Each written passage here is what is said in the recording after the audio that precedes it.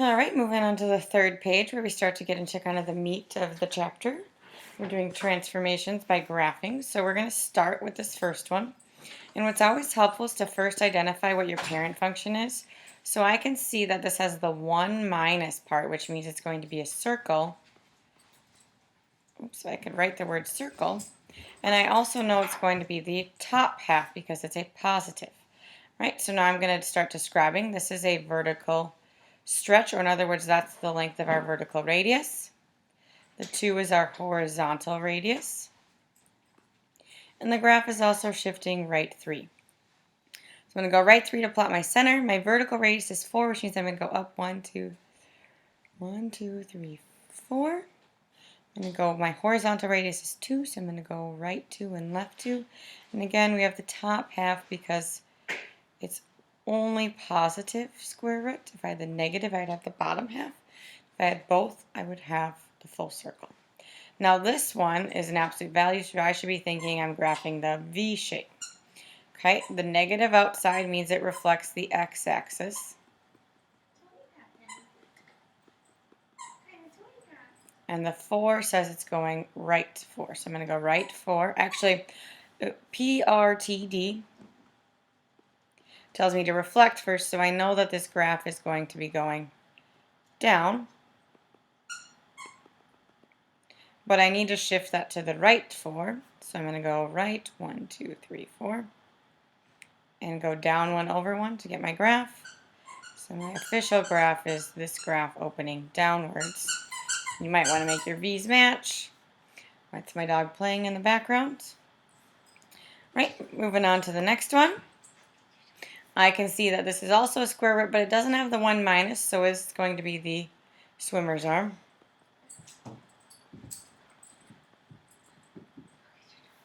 Okay, this negative outside means it's reflecting the x-axis. This 5 tells me it's a horizontal stretch. And the 3 outside tells me it's going down 3. So PRTD tells me to go down 3, or reflect it first. It's reflecting the x, that means it's going downward.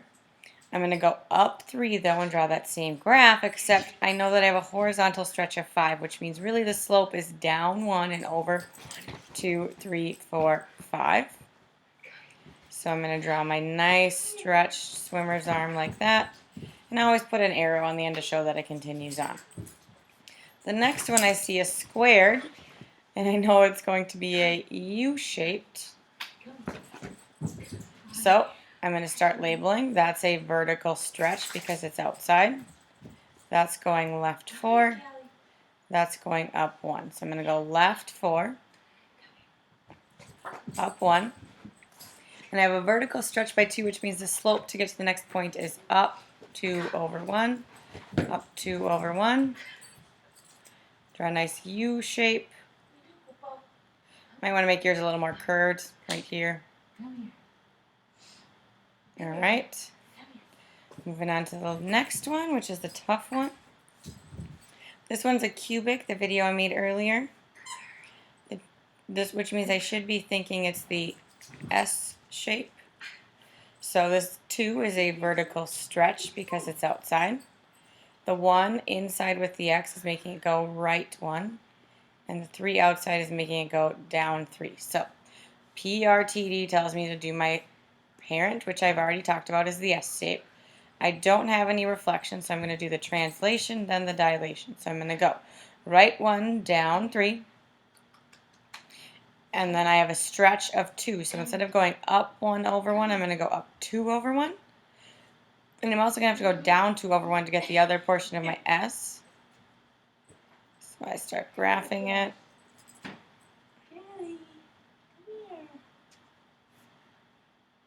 All right. And now we get to our last one, which is the toughest. It's the circle that you have to solve. So I'm going to show my solving work off to the side over here. So remember, when we do these, we have to think about this thing as one object. So move that whole thing to the other side. So I get y plus 1 over 3. Shh. Shh. Equals 1 minus x minus 2 over 4 squared. Now I can take the square root, both sides.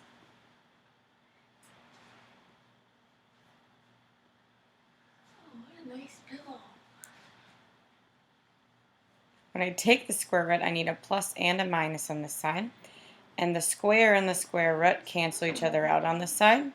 So it's with y plus 1 over 3 equals plus and minus the square root of 1 minus x minus 2 over 4 squared. Next, I'm going to multiply by 3 on both sides. So I'm left with y plus 1 equals plus and minus, and here's where the 3 should go in front. The square root of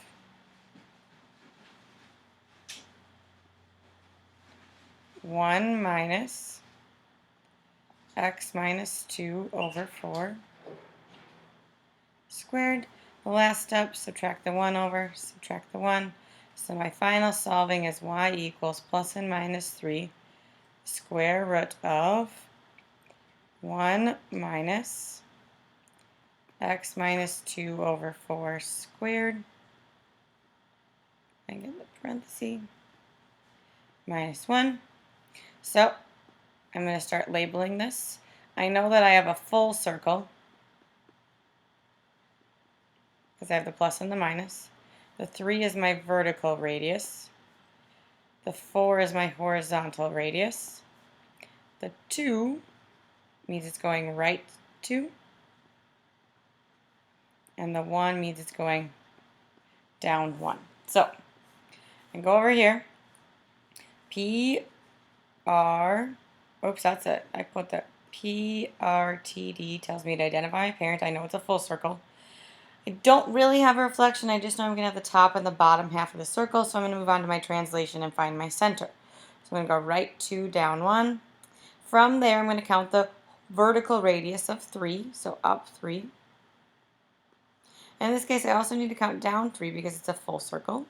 And the horizontal radius is 4. So I'm going to count right 4 and left 4. And now I'm just going to make my full circle. There's the top half. There's the bottom half, and I shouldn't have used the word circle. It's now an ellipse because it's stretched to the right, or vertically and horizontally. Right? To get to the last page, watch the next video.